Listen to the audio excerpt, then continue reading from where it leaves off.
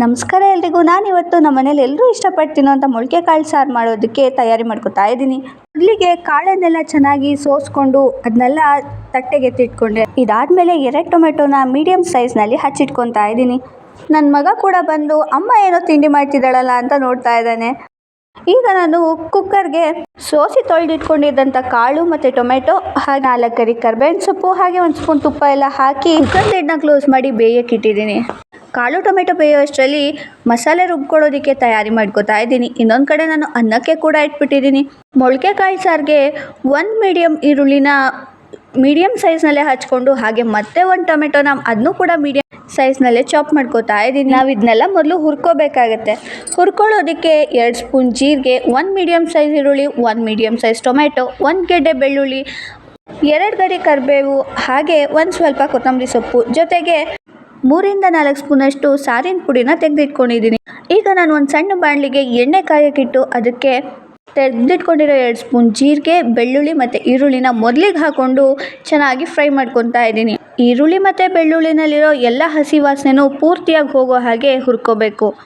ಈರುಳ್ಳಿ ಕೂಡ ಪೂರ್ತಿ ಮಗುತ್ತೆ, ಹಾಗೆಯೇ ಗೋಲ್ಡ್ ಬ್ರೌನ್ ಕಲರ್ ಬರುತ್ತೆ. ಇದಾದಮೇಲೆ ಇದಕ್ಕೆ ನಾನು ಕರಿಬೇವಿನ ಸೊಪ್ಪನ್ನ ಕೂಡ ಸೇರಿಸ್ಕೊಂಡು ಒಂದು ಸಲ ಲೈಟಾಗಿ ಫ್ರೈ ಮಾಡ್ಕೊತಿದ್ದೀನಿ.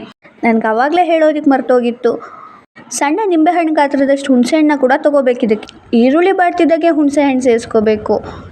ಆಗಿನ ಕಾಲದಲ್ಲೆಲ್ಲ ಒಲೆ ಮೇಲೆ ಅಡುಗೆ ಮಾಡ್ತಿದ್ರಿಂದ ಹುಣಸೆ ಹಣ್ಣನ್ನ ಈರುಳ್ಳಿನ ಸುಟ್ಟು ಬಳಸೋರಂತೆ. ಈಗ ನಾವು ಫ್ರೈ ಮಾಡೋದ್ರಿಂದ ಈರುಳ್ಳಿ ಆದಮೇಲೆ ಹುಣಸೆ ಹಣ್ಣು ಹಾಕ್ಕೊಂಡು ಹುಣಸೆ ಹಣ್ಣು ಬಾಡಿದ್ಮೇಲೆ ಟೊಮೆಟೊ ಕೂಡ ಸೇರಿಸ್ಕೊಂಡು ಅದನ್ನು ಕೂಡ ಚೆನ್ನಾಗಿ ಫ್ರೈ ಮಾಡ್ಕೋಬೇಕು. ಇದಾದಮೇಲೆ ಕೊತ್ತಂಬರಿ ಸೊಪ್ಪನ್ನ ಹಾಕ್ಕೊಂಡು ಫ್ರೈ ಮಾಡ್ತಾ ಇದ್ದೀನಿ.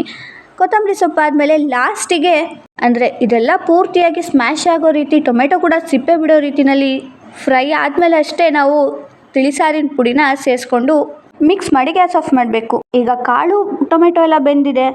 ಇದಕ್ಕೆ ನಾನು ರುಚಿಗೆ ತಕ್ಕಷ್ಟು ಅಂದಾಜಲ್ಲೇ ಕಲ್ಲುಪ್ಪನ್ನ ಸೇರಿಸ್ಕೊಂಡು ಹುರ್ಕೊಂಡಿದ್ದಂಥ ಪದಾರ್ಥಗಳನ್ನೆಲ್ಲ ರುಬ್ಕೊಂಡಿದ್ದೀನಿ. ಅದನ್ನು ಕೂಡ ಈಗ ಇದಕ್ಕೆ ಸೇರಿಸ್ಕೊತಾ ಇದ್ದೀನಿ. ಹುಣಸೆ ಹಣ್ಣೆಲ್ಲ ರುಬ್ಬೋದಕ್ಕೆ ಹಾಕಿದ್ರಿಂದ ಬೇರೆ ಏನೂ ಕೆಲಸ ಇರೋದೇ ಇಲ್ಲ. ಸೀದಾ ತೊಗೊಂಡೋಗಿ ಕುದಿಸಿದ್ರೆ ಆಯಿತು. ಈಗ ಸಾಂಬಾರು ಕೂಡ ಕುದ್ದಿದ್ದಾಗಿದೆ ನೋಡಿ, ತುಂಬ ಚೆನ್ನಾಗಿದೆ.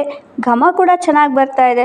ಮೊಳಕೆ ಕಾಳು ಸಾರನ್ನ ರೊಟ್ಟಿ, ಚಪಾತಿ, ಅನ್ನ ಜೊತೆಗೂ ಸರ್ವ್ ಮಾಡ್ಬೋದು. ಇದಾದಮೇಲೆ ನಾನು ಮನೆಗೆ ಗೆಸ್ಟ್ ಎಲ್ಲ ಬರ್ತಿದ್ರು ಅಂದ್ಬಿಟ್ಟು ಕೋಡ್ಬಳೆ ಮಾಡೋದಕ್ಕೆ ತಯಾರು ಮಾಡ್ಕೊತಾ ಇದ್ದೆ. ಕೋಡ್ಬಳೆನೂ ಆಯಿತು. ಇವತ್ತಿನ ವಿಡಿಯೋ ಇಷ್ಟ ಆಗಿದೆ ಲೈಕ್ ಮಾಡಿ, ಶೇರ್ ಮಾಡಿ, ಸಬ್ಸ್ಕ್ರೈಬ್ ಮಾಡಿ. Thank you for watching.